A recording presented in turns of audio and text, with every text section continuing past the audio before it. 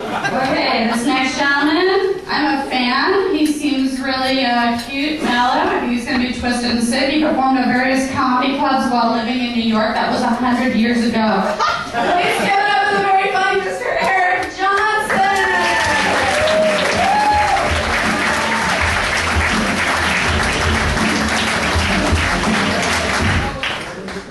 Thank you. It's good to be back here at the Dorothy Chandler Pavilion.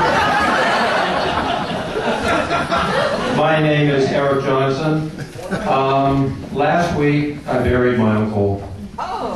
95 years old. He wasn't dead, but I figured, why wait till I have longevity in my family. Longevity, that's when your relatives live a lot longer than you'd like them to live. I'm from the Midwest. And my family was a lot like one of those families on TV shows back in the 1950s, like Ozzie and Harriet. My father bore a striking resemblance to Harriet, and my mother was just a spitting image of Ozzie. But unlike Ozzie and Harriet, my parents used to fight all the time. I remember one big fight they had. My mother was furious because my father forgot the anniversary of the day she shot him. My dearly departed mother, let me rephrase that. My departed mother was so exasperating to be around. You could spend 5 minutes talking to her and you'd be suffering from post-traumatic stress disorder. She's the reason I'm in analysis. I've been in therapy so long, the last time my shrink reupholstered his couch, he let me pick out the fabric. I'm suffering from suicidal dyslexia. I have this uncontrollable urge to jump to the top of a tall building.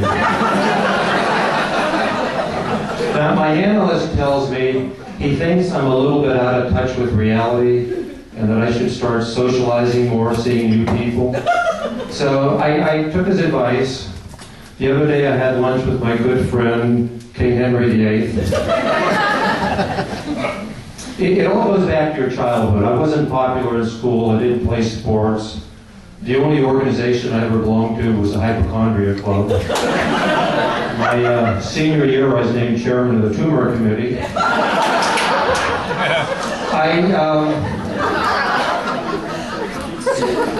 I was a confirmed hypochondriac before I was old enough to talk. My first word wasn't mama, it was aneurysm. Even now, there are days I go into my analyst's office and I tell him I think I've got some dreaded disease. And he always says, look, relax. You're in good shape, you're in good health. You'll be around to enjoy many more years of depression and anxiety, guilt.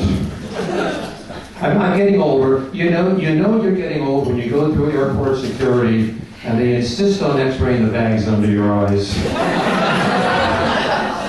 But things change when you get older. You go from smoking a few joints to hanging out in a few joints to replacing a few joints.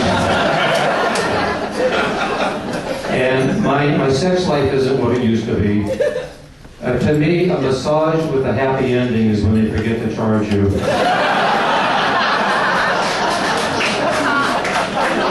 But you have to stay in shape. I get to the gym a lot. I have a great trainer in the gym. $75 an hour. But for an extra $50, he'll actually do a workout for you. I live in Palm Springs. I used to live in New York. You didn't have to drive much in New York, but in Palm Springs, California in general, you have to drive all the time. And I'm getting used to it, but I'm still having a little trouble distinguishing between driving over a speed bump and driving over a pedestrian. It's very social in Palm Springs, but it's an older crowd. Like if you throw a cocktail party, you might not want to have a bartender on hand, but you might want to have a nurse standing by. It's like my housekeeper. She's 85 years old. She makes the bed, then she takes a nap in it. I used to model in New York. I couldn't get a job, but I found I could get hired to look like a guy who had a job. So this one job I'm working, the photographer says, now the next shot I want you to look befuddled and annoyed. I'm over 60. I am befuddled and annoyed. Usually on casting calls you hear questions like, how much does this job, the job pay? Who's the photographer? When does it shoot? I went on casting calls with the older guys. The only question anyone ever asked is, where's the men's room? Thank you, you've been great. Thank you.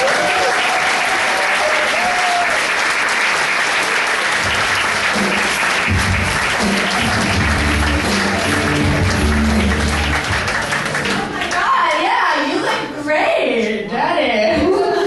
All right, uncle. I say uncle, it doesn't mean stop.